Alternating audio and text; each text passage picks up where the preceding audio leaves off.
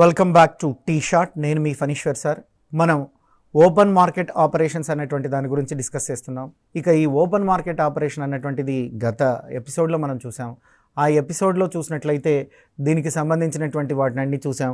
అంటే ద్రవ్యోల్బణ కాలంలో పరిస్థితి ఎలా ఉంటుంది, ప్రతి ద్రవ్యోల్బణ కాలంలో పరిస్థితి ఎలా ఉంటుంది అన్నటువంటి దాన్ని మనం చూడడం అన్నటువంటి జరిగింది. మరి ఈ ఎపిసోడ్లో చూసినట్లయితే ద్రవ్య సర్దుబాటు సౌకర్యం అన్నటువంటి దాన్ని చూస్తున్నాం. ద్రవ్యత్వ సర్దుబాటు సౌకర్యం అన్నటువంటి దాన్ని మనం చూస్తున్నాం. సో దీన్ని ఏమంటున్నారు? లిక్విడిటీ అడ్జస్ట్మెంట్ అంటున్నారు. సో ఈ లిక్విడిటీ అడ్జస్ట్మెంట్ అంటే ఏంటి, ఈ లిక్విడిటీ అడ్జస్ట్మెంట్కి సంబంధించినటువంటి అంశాలు ఏంటి అన్నటువంటి దాన్ని చూసినట్లయితే ద్రవ్యత్వ సర్దుబాటు సౌకర్యంలో భాగంగా వచ్చినవే ఆర్ఆర్, త్రిబుల్ ఆర్. సో ఇక్కడ ఆర్ఆర్ అంటే రెపో రేట్ అని, త్రిబుల్ ఆర్ అని రాస్తే మీరు అనుకున్న సినిమా కాదు ఇది. త్రిబుల్ ఆర్ అంటే reverse. So repurchase agreement of the government dated securities అని పిలుస్తుంటారు ఇది. సో త్రిబుల్ ఆర్ని రివర్స్ రెపో రేట్ అంటారు. ఇది ఆర్ఆర్ అంటే మనం ఏమని చెప్పుకుంటున్నామయ్యా అంటే రెపో రేట్. త్రిబుల్ ఆర్ అంటే రివర్స్ రెపో రేట్. చూద్దాం వన్ బై వన్ మనం చూద్దాం. ఆర్ఆర్ అంటే ఏంటి, సో త్రిబుల్ ఆర్ అంటే ఏంటి. ఆర్ఆర్ని మనం చూసినట్లయితే దీన్ని మనం రెపో రేట్ అంటున్నామండి. అసలు రెపో రేట్ అంటే ఏంటి, ఈ రెపో రేట్ అన్నటువంటిది ఎప్పటి నుండి తీసుకొస్తున్నారు? చాలా బాగా అభ్యర్థులు కాన్సన్ట్రేట్ చేయాల్సినటువంటి సందర్భం ఇది. ఎందుకంటే మొత్తం ద్రవ్యము బ్యాంకింగ్ అన్నటువంటి చాప్టర్లో ఈ టర్మినాలజీ అన్నటువంటిది వెరీ వెరీ ఇంపార్టెంట్కి. ఇది అర్థమవుతేనే మనకు సబ్జెక్ట్ అర్థమవుతుంది. ఎందుకంటే వీటి మీదనే ఎక్కువగా ప్రశ్నలు అన్నటువంటిది వస్తున్నాయి. ఈ ఆర్ఆర్ మనం చూసినట్లయితే రెపో రేటు అదేవిధంగా చూసినట్లయితే రివర్స్ రెపో రేటుకు సంబంధించినటువంటి అంశాల గురించి మనం డిస్కస్ చేసేటప్పుడు పూర్తిగా మనం ఈ ఆర్ఆర్ కానీ త్రిబుల్ ఆర్ కానీ అంటే రెపో రేట్ కానీ రివర్స్ రెపో రేట్ కానీ ఎందులో భాగమయ్యా అంటే ద్రవ్యత్వ సర్దుబాటు సౌకర్యంలో భాగాలు. దీన్ని LAF అంటున్నారు, అంటే లిక్విడిటీ అడ్జస్ట్మెంట్ అంటున్నారు. ఏమంటున్నారయ్యా అంటే లిక్విడిటీ అడ్జస్ట్మెంట్ ఫెసిలిటీ అంటున్నారు. సో మరి ఈ లిక్విడిటీ అడ్జస్ట్మెంట్ ఫెసిలిటీ అంటే ఏంటంటే ద్రవ్యత్వ సర్దుబాటు సౌకర్యం అంటున్నారు. ఈ ద్రవ్యత్వ సర్దుబాటు సౌకర్యంలో భాగంగా వచ్చినటువంటి reverse repo rate, reverse repo rate. నేను ఒకటి first one only repo rate గురించి డిస్కస్ చేస్తున్నా. ఇది ఫస్ట్ వన్ రెపో రేట్. ఈ రెపో రేట్ అన్నటువంటి దాన్ని 1992 డిసెంబర్ 10న ప్రవేశపెట్టారు. సో చాలా సందర్భాల్లో చాలా ఎగ్జామ్స్లో ఇది అడిగారు. భారత రిజర్వ్ బ్యాంక్ వారు లేదా భారత ద్రవ్య విధానంలో భాగంగా రెపో రేటును ఎప్పుడు ప్రవేశపెట్టారు? భారత ద్రవ్యత్వ సర్దుబాటు సౌకర్యంలో భాగంగా 1992 సంవత్సరంలో డిసెంబర్ 10వ తేదీన రెపో రేట్ అన్నటువంటి దాన్ని ప్రవేశపెట్టడం అన్నటువంటిది జరిగింది. సో ఇది ఇక రెపో రేట్ చూసేటప్పుడు మనం repurchase agreement of the government dated securities అంటారండి. Repurchase agreement of the government dated securities అని చెప్తున్నాం. అసలు ఈ రెపో రేట్ అంటే ఏంటి అన్నట్టు దాన్ని చూసినప్పుడు స్వల్పకాలానికి గాను వాణిజ్య బ్యాంకులకు ఇచ్చేటువంటి రుణాలపై విధించేటువంటి rate. See my dear friends, స్వల్పకాలానికి గాను వాణిజ్య బ్యాంకులకు ఇచ్చేటువంటి రుణాలపై విధించే రేటు. ఇక్కడ అభ్యర్థులు వాణిజ్య బ్యాంకులకు ఎవరిస్తారు? RBI ఇస్తుందండి. ఆ వాణిజ్య బ్యాంకులకు రుణాలు ఎవరు ఇస్తారండి? RBI ఇస్తుందండి. అయితే స్వల్పకాలానికి మాత్రమే ఇస్తే దాన్ని రెపో రేట్ అంటారండి. అంటే అర్థం ఏంటంటే ఇక్కడ మనం గుర్తుపెట్టుకోవాల్సింది RBI ఉంది, సో SBI ఉంది. SBI అన్నటువంటిది ఒక కమర్షియల్ బ్యాంక్ లేదా దీన్ని వాణిజ్య బ్యాంకు అందాం. ఏదైనా ఒక వాణిజ్య బ్యాంకు స్వల్పకాలానికి గాను వాణిజ్య బ్యాంకులకు ఇచ్చేటువంటి రుణాలపై విధించేటువంటి వడ్డీనే రెపో రేటు అంటారు. అంటే RBI అన్నటువంటిది ఏం చేస్తుందయ్యా అంటే స్వల్పకాలానికి వాణిజ్య బ్యాంకులకు కొంత మొత్తాన్ని అప్పుగా ఇస్తుంది. అంటే ఫర్ ఎగ్జాంపుల్ ఒక ₹1,00,00,000 అనుకుందాం. ఈ ₹1,00,00,000ని దీర్ఘకాలికంగా అప్పిస్తే వేరే మాట మాట్లాడతారండి. కేవలం స్వల్పకాలానికి మాత్రమే రుణంగా ఇస్తే ఆ స్వల్పకాలానికి విధించేటువంటి వడ్డీ రేటునే రెపో రేటు అంటారు. అభ్యర్థులు ఇది ఖచ్చితంగా పెట్టుకోవాలి. అంటే ఇది 1 మంత్కో 3 మంత్స్కో కొంత టైంకి షార్ట్ టర్మ్ లెండింగ్ అంటారు. సో రెపో రేట్ని చూసినట్లయితే దీన్ని సింపుల్గా ఏం చెప్తున్నారు, షార్ట్ టర్మ్ లెండింగ్ రేట్ అంటే స్వల్పకాలానికి ఇచ్చేటువంటి రుణము పైన వసూలు చేసేటువంటి వడ్డీ రేటే రెపో రేటు. మరి ఎవరికి ఇస్తారు, ఈ సందర్భంలో రుణదాత ఎవరు, రుణ స్వీకర్త ఎవరు అన్నటువంటిది అర్థం కావాలి. ఈ సందర్భంలో మనం చూసినట్లయితే రుణదాత ఆర్బీఐ, రుణ స్వీకర్త వాణిజ్య బ్యాంకులు. రుణ స్వీకర్తలు ఎవరయ్యా అంటే వాణిజ్య బ్యాంకులు. ఈ వాణిజ్య బ్యాంకులు ఎంతకాలానికి రుణాన్ని స్వీకరిస్తున్నాయి, స్వల్పకాలానికి రుణాన్ని స్వీకరిస్తున్నాయి. ఆ స్వల్పకాలానికి స్వీకరించే రుణంపై విధించేటువంటి వడ్డీ రేటు ఎవరు విధిస్తారు, ఆర్బీఐ విధిస్తుంది. ఆ వడ్డీ రేటునే మనం ఏమంటున్నాము, రెపో రేటు అంటున్నాము. రెపో రేటుని గుర్తుపెట్టుకోవడానికి ఇంకొక సింపుల్ టెక్నిక్ ఏంటంటే షార్ట్ టర్మ్ లెండింగ్ రేట్. ఎప్పుడైతే మీరు ఇది షార్ట్ టర్మ్ లెండింగ్ రేట్ అని గుర్తుపెట్టుకున్నారో స్వల్పకాలానికి ఇచ్చేటువంటి రుణాలపై వసూలు చేసేటువంటి వడ్డీ రేటు అని మీకు గుర్తుంటుందండి. రెపో రేట్ అంటే ఏంటంటే స్వల్పకాలిక రుణాలపై వసూలు చేసేటువంటి వడ్డీ రేటు. ఇక్కడ రుణ స్వీకర్త వాణిజ్య బ్యాంకులు, రుణదాత ఎవరు, ఆర్బీఐ. అంటే రుణాన్ని ఇచ్చేటువంటి వారెవరు, ఆర్బీఐ ఇస్తుంది. తీసుకునేటువంటి వారెవరు, వాణిజ్య బ్యాంకులు తీసుకుంటాయి. వాణిజ్య బ్యాంకులు ఎంతకాల పరిమితికి తీసుకుంటాయి, స్వల్పకాల పరిమితికి. ఇక్కడ కాల పరిమితి అనేది అన్నిటికన్నా ముఖ్యము. ఈ కాన్సెప్ట్లో అభ్యర్థులు నేర్చుకోవాల్సింది, గుర్తుపెట్టుకోవాల్సింది, అర్థం చేసుకోవాల్సింది ఏంటంటే షార్ట్ టర్మ్ లెండింగ్ రేట్. స్వల్పకాలానికి ఆర్బీఐ వాణిజ్య బ్యాంకులకు రుణాన్ని ఇస్తే ఆ రుణము పైన విధించే వడ్డీ రేటే రెపో రేటు అనబడుతుంది. అందుకే రెపో రేటుని మనం ఏం చెప్తున్నామంటే స్వల్పకాలానికి సంబంధించినటువంటిది. రెపో రేటు అంటేనే మీరు గుర్తుపెట్టుకోవాల్సింది ఏంటయ్యా అంటే స్వల్పకాలానికి సంబంధించింది. అంటే అర్థం ఏంటి, short term lending. So lending rate ఇది కూడా రుణం ఆర్బీఐ ఇచ్చిన రుణంపై వసూలు చేసే వడ్డీ రేటే, కాకపోతే స్వల్పకాలానికి వసూలు చేస్తారు. ఇది స్వల్పకాలానికి ఎవరికి ఇస్తుందయ్యా అంటే వాణిజ్య బ్యాంకులకు ఇస్తుంది. ఉదాహరణకి ఎస్బీఐ లాంటి వాణిజ్య బ్యాంకులకు ఇవ్వడం అన్నటువంటిది జరుగుతుంది. ఇది రెపో రేటు. రెపో రేటు అర్థమైతే తప్ప రివర్స్ రెపో రేట్ అన్నటువంటిది అర్థం అవ్వదు. ఇక వాణిజ్య బ్యాంకుల ద్రవ్యత్వ కొరత ఉన్నప్పుడు, సో అంటే ద్రవ్యత్వం కొరతగా ఉన్నప్పుడు తమ వద్ద ఉన్నటువంటి గడువు తీరని సెక్యూరిటీలను హామీగా ఉంచి రుణాలను తీసుకుంటాయి. ఈ రెపో రేట్ కోసం ఎప్పుడు ప్రయత్నిస్తాయి వాణిజ్య బ్యాంకులు అంటే వాణిజ్య బ్యాంకుల వద్ద ద్రవ్యత్వ కొరత ఏర్పడినప్పుడు. ఫస్ట్ కండిషన్ మనం గుర్తుపెట్టుకోవాలి. మనం రెపో రేట్ గురించి మాట్లాడుతున్నాం. ఈ రెపో రేట్ అన్నటువంటిది ఎప్పుడు వస్తుందయ్యా అంటే వాణిజ్య బ్యాంకులకు ద్రవ్యత్వ కొరత ఏర్పడినప్పుడు లేదా కొరత ఉన్నప్పుడు వాణిజ్య బ్యాంకులు ఏం చేస్తాయంటే, వాణిజ్య బ్యాంకులకి ద్రవ్యం అన్నటువంటి తక్కువైంది, లిక్విడిటీ ద్రవ్యత్వం తక్కువైంది, డబ్బు లేదు. మన భాషలో మీకు అర్థమయ్యేటువంటి రీతిలో చెప్పాలంటే ఆర్బీఐ దగ్గరకు డబ్బు కొరతగా వచ్చింది. అప్పుడు ఏం చేస్తాయి అంటే తమ దగ్గర ఉండేటువంటి గడువు తీరని సెక్యూరిటీలు, గడువు తీరినేటివి పనికిరావండి, గడువు తీరని సెక్యూరిటీలు ఏవైనా ఉంటే వాల్యూడ్ సెక్యూరిటీస్ అంటారు. ఈ గడువు తీరని సెక్యూరిటీలని వచ్చి ఆర్బీఐ దగ్గర హామీగా ఉంచి కొంత రుణాన్ని తీసుకొని, అది కూడా రుణం ఎంతవరకు తీసుకుంటుంది, స్వల్పకాలానికి రుణాన్ని తీసుకొని తమ యాక్టివిటీస్ జరుపుకుంటుంది.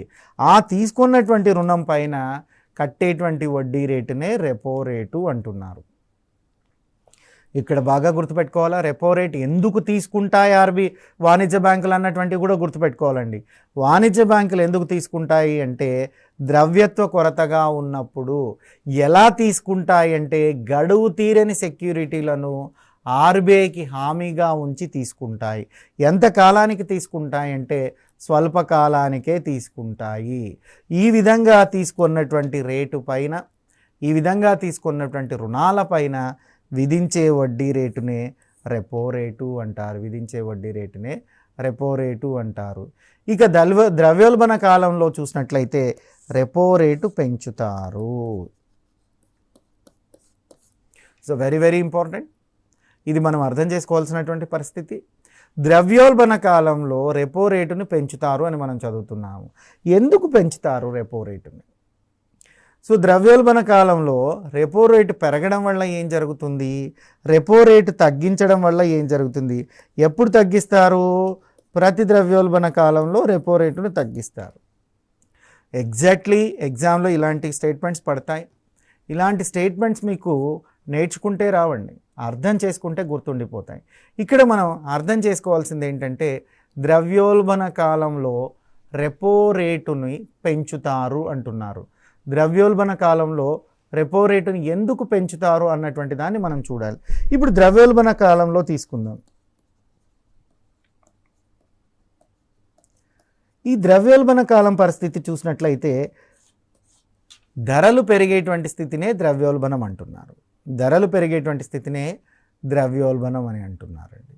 మరి ద్రవ్యోల్బణ కాలంలో ధరలు పెరుగుతున్నాయి. ధరలు పెరుగుతున్నాయి అంటే అర్థం ఏంటంటే ద్రవ్య ప్రవాహ వేగం ఎక్కువగా ఉంది అని అర్థం అండి. సో ద్రవ్యోల్బణ కాలంలో ద్రవ్య ప్రవాహ వేగం ఎక్కువగా ఉంటుందా, తక్కువగా ఉంటుందా? ఎక్కువగా ఉంటుంది. మరి ఆర్బీఐ చేయాల్సినటువంటి పనులేంటి? ద్రవ్య ప్రవాహ వేగాన్ని నియంత్రించాలి, ద్రవ్య ప్రవాహ వేగాన్ని తగ్గించాలి. అలాంటి సందర్భంలో రెపో రేటు పెంచినప్పుడు, రెపో రేట్ అంటే ఏంటి? స్వల్పకాలం కొరకు వాణిజ్య బ్యాంకులు ఆర్బీఐ దగ్గర తీసుకునేటువంటి రుణం పైన విధించేటువంటి వడ్డీ రేటు. ఆ వడ్డీ రేటు పెంచితే, రెపో రేటు పెంచితే ఏం జరుగుతుంది? వాణిజ్య బ్యాంకులు తక్కువ రుణాన్ని తీసుకుంటాయి. వాణిజ్య బ్యాంకులు రుణాన్ని తక్కువగా తీసుకుంటాయి. వాణిజ్య బ్యాంకులు రుణాన్ని తక్కువగా తీసుకుంటున్నాయంటే ద్రవ్య ప్రవాహం నియంత్రించబడుతుంది. ఎందుకు? ఆర్బీఐల దగ్గర డబ్బు లేనప్పుడే కదా రెపో రేట్కి వచ్చేది, ద్రవ్యత్వం లేనప్పుడే. అప్పుడు కూడా వాణిజ్య బ్యాంకుల దగ్గర డబ్బు లేనప్పుడు ఆర్బీఐ దగ్గరికి వస్తాయి. ఈ సందర్భంలో ఆర్బీఐ రేటు పెంచింది అనుకోండి, రెపో రేటు 100 కోట్లు తీసుకోవాల్సినటువంటి వాణిజ్య బ్యాంకు 50 కోట్లే తీసుకుంటుంది. ఎందుకు తక్కువగా తీసుకుంటుంది 50 కోట్లు అంటే? రేటు పెరిగింది. సో వడ్డీ రేటు పెరిగింది అంటే రెపో రేటు పెరిగింది. కాబట్టి 100 కోట్లు ఓపెన్ మార్కెట్లోకి పోవాల్సింది 50 కోట్లు మాత్రమే ఓపెన్ మార్కెట్లోకి పోతుంది. అంటే ద్రవ్య ప్రవాహ వేగం నియంత్రించబడుతుంది. ద్రవ్యోల్బణ కాలంలో రెపో రేటును పెంచడం వల్ల ద్రవ్య ప్రవాహ వేగం నియంత్రించబడుతుంది. ద్రవ్య ప్రవాహ వేగం నియంత్రించడం వల్ల ధరలను తగ్గేటువంటి పరిస్థితి ఏర్పడుతుంది. కాబట్టి ద్రవ్యోల్బణ కాలంలో రెపో రేటుని పెంచుతారా, తగ్గిస్తారా? పెంచుతారు. ద్రవ్యోల్బణ కాలంలో రెపో రేటు పెంచుతారు. రెపో రేటు పెంచుతారు. ఆ సింబల్ వేస్తే పైకి వేస్తే పెంచుతారని అర్థం అండి. ఎప్పుడు పెంచుతారు రెపో రేటుని? ద్రవ్యోల్బణ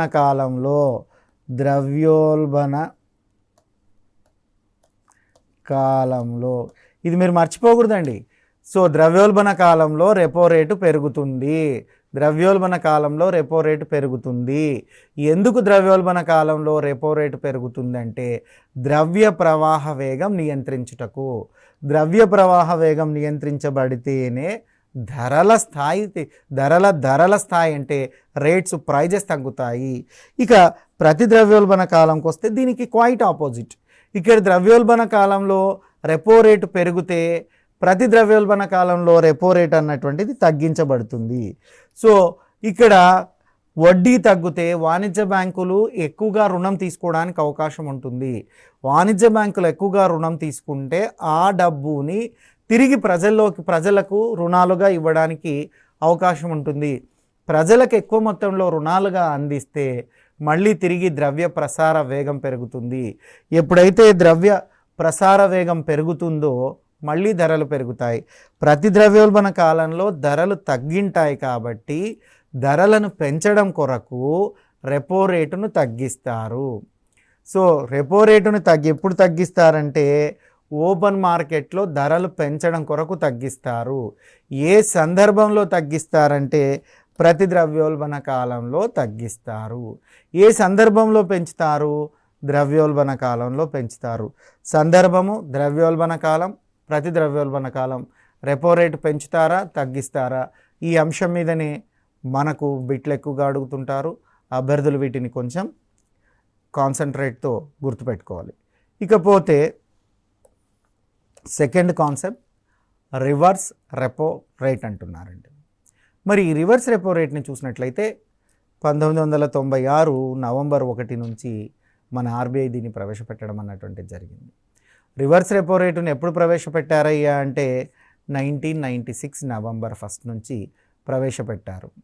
ఇక ఆర్బీఐ తీసుకున్న రుణాలపై బ్యాంకులు చెల్లించే రేటు. సో ఇక్కడ కొంచెం రివర్స్ అండి. కొన్ని సందర్భాలలో జనరల్గా మనము రెపో రేట్లో ఏం నేర్చుకున్నాం?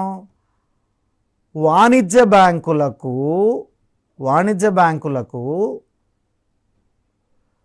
ఆర్బీఐ చెల్లించేటువంటి వడ్డీ రేటు అన్నామండి. సో ఇక్కడ మనం చూసినట్లయితే వాణిజ్య బ్యాంకులకు మనము రెపో రేట్లో వాణిజ్య బ్యాంకులు అప్పు తీసుకున్నట్లుగా చెప్తున్నామండి. కానీ ఇక్కడ రివర్స్ రెపో రేట్లో ఏంటంటే రుణ స్వీకర్త ఆర్బీఐ అవుతుందండి. ఇక్కడ రుణ స్వీకర్త ఎవరయ్యా అంటే ఆర్బీఐ. అక్కడ రెపో రేట్లో రుణ స్వీకర్త ఎవరు? వాణిజ్య బ్యాంకులు. సో ఇక్కడ మీకు ఈ స్టేట్మెంట్ ఆర్బీఐ తీసుకున్న రుణాలపై బ్యాంకులకు ఆర్బీఐ చెల్లించే రేటునే ఆర్ఆర్ అంటారు, త్రిపురార్ అంటారు. ఇది క్లియర్గా అర్థం అవ్వాలి అంటే ఒక చిన్న ఎగ్జాంపుల్ చెప్తామా? ఆ స్టేట్మెంట్ అంత సులభంగా అర్థం కాదు. రివర్స్ రెపో రేట్లో రుణదాత వాణిజ్య బ్యాంకు, రుణ స్వీకర్త ఆర్బీఐ. రుణదాత ఎవరు? వాణిజ్య బ్యాంకులు. వాణిజ్య బ్యాంకులు వీళ్ళెవరు? రుణదాతలు. ఇక్కడ రుణాన్ని ఎవరిస్తున్నారంటే ఆ వాణిజ్య బ్యాంక్ ఇస్తుందండి. రుణ స్వీకర్త ఎవరు? ఆర్బీఐ. ఆర్బీఐని మనం స్వీకర్త అని పిలుస్తున్నాం. అంటే ఆర్బీఐ తీసుకున్న రుణాలపై, అంటే ఆర్బీఐకి వాణిజ్య బ్యాంకులు ఆర్బీఐకి 1 కోటి రూపాయలు రుణం ఇచ్చాయి అనుకుందాం. సో వాణిజ్య బ్యాంకులు కూడా ఆర్బీఐకి 1 కోటి రూపాయలు రుణానికి ఇచ్చాయనుకున్నాం. ఈ 1 కోటి రూపాయల పైన ఆర్బీఐ చెల్లించేటువంటి వడ్డీ రేటే రివర్స్ రెపో రేటు. ఆర్బీఐ చెల్లించేటువంటి వడ్డీ రేటు, ఆర్బీఐ చెల్లించేటువంటి రేటునే రివర్స్ రెపో రేటు అంటారు. సో రెపో రేటుకు పూర్తిగా ఆపోజిట్గా జరగడమే reverse repo rate. Reverse repo రేటులో రుణదాతలు వాణిజ్య బ్యాంకులు, రుణ స్వీకర్త ఆర్బీఐ. వాణిజ్య బ్యాంకుల దగ్గర నుంచి ఆర్బీఐ ఏదైనా మొత్తం రుణంగా తీసుకుంటే ఆ రుణానికి వాణిజ్య బ్యాంకులకు ఆర్బీఐ చెల్లించాల్సినటువంటి వడ్డీ రేటు. ఈ వడ్డీ రేటు ఎవరు చెల్లిస్తారు? రెపో రేటును చెల్లించేది ఎవరు? ఆర్బీఐ. రెపో రేట్ ఆర్బీఐ ఎవరికి చెల్లిస్తుంది? వాణిజ్య బ్యాంకులకు. ఇక్కడ గుర్తుపెట్టుకోండి, ఇది లిటిల్ బిట్ ఆఫ్ కన్ఫ్యూజ్, మీరు బాగా అర్థం చేసుకోవాలి. ఎలా అర్థం చేసుకోవాలంటే ఇక్కడ రుణదాత ఎవరు, రుణ స్వీకర్త ఎవరు?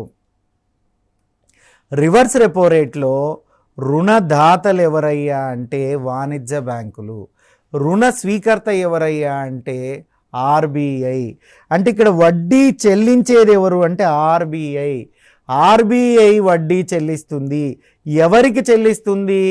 వాణిజ్య బ్యాంకులకు చెల్లిస్తుంది. అంటే ఆర్బీఐ తీసుకున్నటువంటి రుణాలపై వాణిజ్య బ్యాంకులకు తీసుకున్న రుణాలపై వాణిజ్య బ్యాంకులకు ఆర్బీఐ చెల్లించేటువంటి వడ్డీ రేటు అని. ఆర్బీఐ తీసుకున్న రుణాలపై వాణిజ్య బ్యాంకులకు ఆర్బీఐ చెల్లించే వడ్డీ రేటునే రివర్స్ రెపో రేట్ అంటారు. ఇది ఫైనల్ గుర్తుపెట్టుకోవాలి. మరి రివర్స్ రెపో రేట్ అని అసలు ఆర్బీఐ వాణిజ్య బ్యాంకుల వద్ద ఎందుకు ద్రవ్యాన్ని తీసుకోవాలి, ఎందుకు సేకరించాలి అంటే, వాణిజ్య బ్యాంకుల వద్ద అదనపు ద్రవ్యం ఉన్నప్పుడు, ఎక్కువగా ఉన్నప్పుడు నా దగ్గర దాచుకోండి, నేను మీకు వడ్డీ ఇస్తాను. ఎక్కువగా డబ్బులు మీ దగ్గర ఉన్నాయి అనుకోండి, ఆర్బీఐని నేను నా దగ్గర దాచుకోండి అని వాణిజ్య బ్యాంకులకు చెప్తుంది. నా దగ్గర మీరు ఇవ్వడం వల్ల మీకు నేను వడ్డీ రేటు కూడా ఇస్తా, ఊరికేం నాకు ఇవ్వాల్సిన అవసరం లేదు, నేను మీకు వడ్డీ ఇస్తా, ఆ వడ్డీనే ఆర్ఆర్ అంటున్నారు. అంటే వాణిజ్య బ్యాంకులకు రిజర్వ్ బ్యాంక్ ఆఫ్ ఇండియా చెల్లించేటువంటి రుణాలపై, అంటే చెల్లించేటువంటి రుణాలపై విధించే వడ్డీ రేటునే మనం ఆర్ఆర్స్ అని చెప్తున్నాం, త్రిబుల్ ఆర్ అని చెప్తున్నాం. అసలు వాణిజ్య బ్యాంకుల దగ్గర అప్పు తీసుకోవాల్సిన అవసరము ఆర్బీఐకి ఏంటి? ఆర్బీఐ కావాలని అప్పు తీసుకోదండి. వాణిజ్య బ్యాంకుల వద్ద అదనపు ద్రవ్యం ఉంటే ఆ అదనపు ద్రవ్యాన్ని స్వీకరించి అంటే కలెక్ట్ చేసుకొని సేకరించి తన దగ్గర ఉంచుకుంటుంది.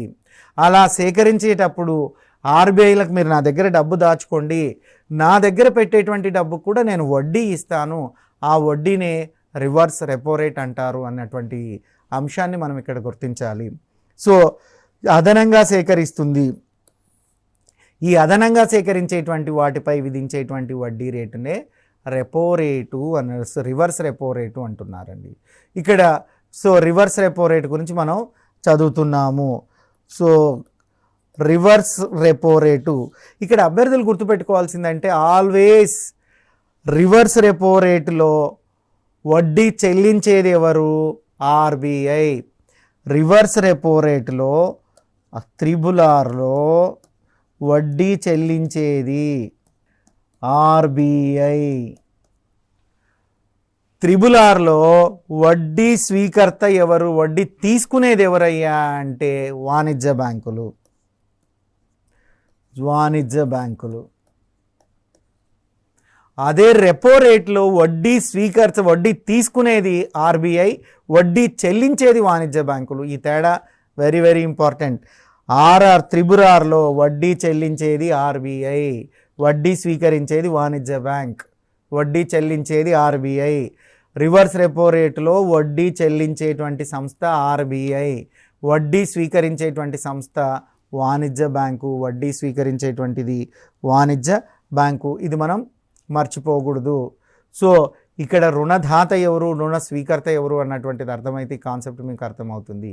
ఇక రివర్స్ రెపో రేట్ అంటే షార్ట్ టర్మ్ బారోయింగ్ రేట్. అక్కడ మనము రెపో రేట్ అంటే ఏం చదువుకున్నాం? షార్ట్ టర్మ్ లెండింగ్ రేట్ అనుకున్నాం. ఇక్కడ షార్ట్ టర్మ్ బారోయింగ్ రేట్ అంటున్నారు. బారోయింగ్ అడుక్కోవడం, సో తీసుకోవడం లేదా అప్పు తీసుకోవడం, short term borrowing rate.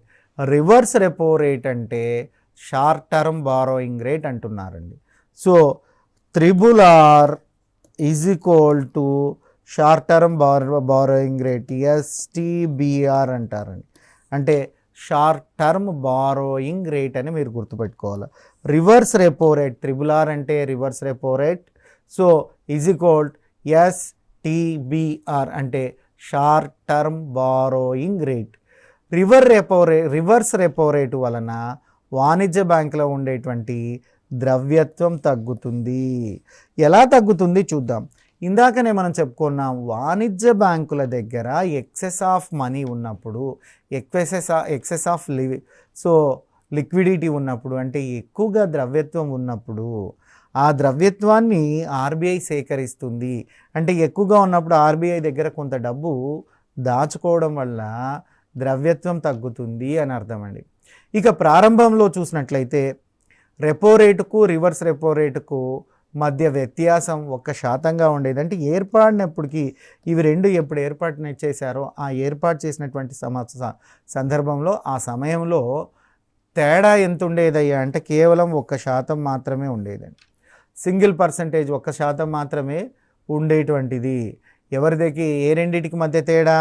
Repo రేటుకు రివర్స్ రెపో రేటుకు ఓన్లీ 1% మాత్రమే ఉండేటువంటిది. కానీ ప్రస్తుతం ఈ 1% ఉండేటువంటి విధానాన్ని తొలగించడం అన్నటువంటిది జరిగింది. సో ప్రస్తుతం 1% ఉండేటువంటి ఈ విధానాన్ని మనం తొలగించడం అన్నటువంటిది జరిగింది. ఇక మనం గుర్తుపెట్టుకోవాల్సినటువంటి అంశాలు ఏంటంటే ద్రవ్యోల్బణ కాలంలో ఏ ఏ అంశాలను పెంచుతారు, ఏ అంశాలను తగ్గిస్తారు ఒకసారి చూద్దాం. ద్రవ్యోల్బణ కాలంలో బ్యాంకు రేట్ పెంచుతారు, క్యాష్ రిజర్వ్ రేషియో పెంచుతారు, స్టాట్యుటరీ లిక్విడిటీ రేషియో పెంచుతారు, సో రెపో రేట్ పెంచుతారు, రివర్స్ రెపో రేట్ పెంచుతారు.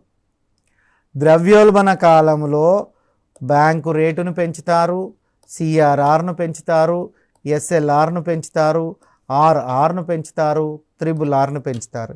ఇంకా ఇవన్నీ కూడా మనం నెక్స్ట్ ఎపిసోడ్లో చదువుకుందాం. అంటే ఏమేం ద్రవ్యోల్బణ కాలంలో పెంచేటివి ఏంటివి, తగ్గించేటివి ఏంటివి, దానికి ముందు మళ్ళీ ఈ ఎపిసోడ్లో ఒకసారి కాన్సెప్ట్ చూద్దాం. ఈ కాన్సెప్ట్ ఏంటి ఒకసారి అన్నటువంటి దాన్ని చూసినట్లయితే ద్రవ్యత్వ సర్దుబాటు సౌకర్యము అంటున్నారు. ఈ ద్రవ్యత్వ సర్దుబాటు సౌకర్యంలోనే ఆర్ఆర్లు త్రిబుల్-ఆర్లు ఉన్నాయండి. సో ఆర్ఆర్లు త్రిబుల్-ఆర్లు ఎక్కడెక్కడ ఉన్నాయి అంటే ద్రవ్యత్వ సర్దుబాటు సౌకర్యం, దీన్నే మనం ఎల్ఏఎఫ్ అంటున్నాం. ఎల్ఏఎఫ్ అంటే ఏంటంటే లిక్విడిటీ అడ్జస్ట్మెంట్ ఫెసిలిటీ అంటారండి. లిక్విడిటీ అడ్జస్ట్మెంట్ ఫెసిలిటీ అంటున్నారు. మరి ఇందులో మొదటి దాన్ని మనం ఏమంటున్నాం, ఆర్ఆర్ అంటే రెపో రేట్ అంటున్నారు. యాక్చువల్లీ దిస్ రెపో రేట్ని 92 వరకు మన రిజర్వ్ బ్యాంకు పాటించలేదండి. 1992 డిసెంబర్ 10వ తేదీ నుంచి ఈ రెపో రేట్ అన్నటువంటి దాన్ని మనం ప్రవేశపెట్టాం. మనం రెపో రేట్ని ఎలా ప్రవేశపెడుతున్నామంటే, so repurchase agreement of government dated securities అంటున్నారండి. Repurchase agreement of government dated securities అంటున్నాం. ఇక స్వల్పకాలానికి గాను వాణిజ్య బ్యాంకులకు ఇచ్చేటువంటి రుణాలపై విధించేటువంటి వడ్డీ రేటునే ఆర్ఆర్బి అంట. స్వల్పకాలానికి వాణిజ్య బ్యాంకులకు ఎవరిస్తున్నారు? ఆర్బీఐ ఇచ్చేటువంటి రుణాలపై విధించేటువంటి వడ్డీ రేటు అని అర్థం అండి. ఆర్బీఐ ఇచ్చేటువంటి రుణాలపై. సో ఇది స్వల్పకాలానికే ఇస్తారు కాబట్టి మనం షార్ట్ టర్మ్ లెండింగ్ రేట్ అంటున్నాం. ఇక చూసినట్లయితే వాణిజ్య బ్యాంకులు ఎందుకు రుణం చేస్తాయి అంటే ద్రవ్యత్వ కొరత ఉన్నప్పుడు, అంటే డబ్బులు తక్కువ ఉన్నప్పుడు రుణం చేస్తాయి. ఆర్బీఐ అయినా చేయాల్సింది, డబ్బులు తక్కువ ఉన్నప్పుడే, సామాన్య ప్రజానికమైనా కూడా ద్రవ్యం లేనప్పుడే రుణం చేస్తారు, ద్రవ్యత్వ కొరత ఉన్నప్పుడు. ఎలా రుణం చేస్తుందయ్యా అంటే ఆ రివర్స్ వాణిజ్య బ్యాంకుల దగ్గర ఉండేటువంటి గడువు తీరని సెక్యూరిటీలని ఆర్బీఐ వద్ద హామీగా ఉంచి రుణం చేస్తుంది. సో దాన్నే రెపో రేట్ అంటున్నారు. ద్రవ్యోల్బణ కాలంలో రెపో రేటును పెంచుతారు.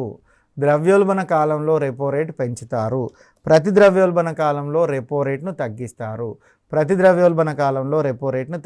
ఇవి రెండు మీరు పీడేయాల్సిందే, బట్టి కొట్టాల్సిందే, గుర్తుపెట్టుకోవాల్సిందే.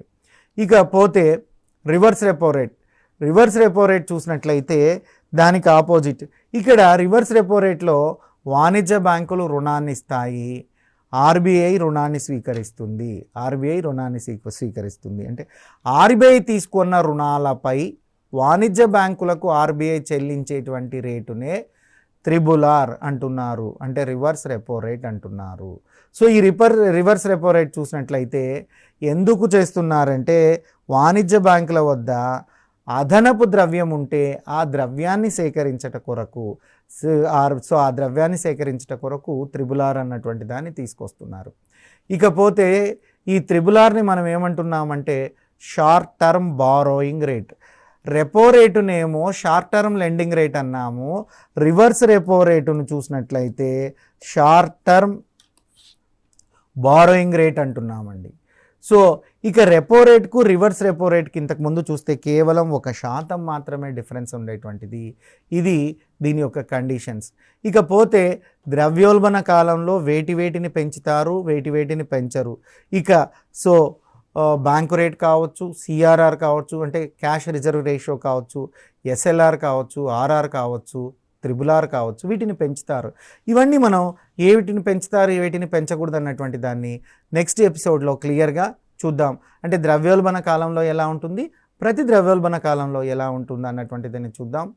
Thank you. మీ ఫణీశ్వర్ సార్ ఫ్రమ్ TSAT.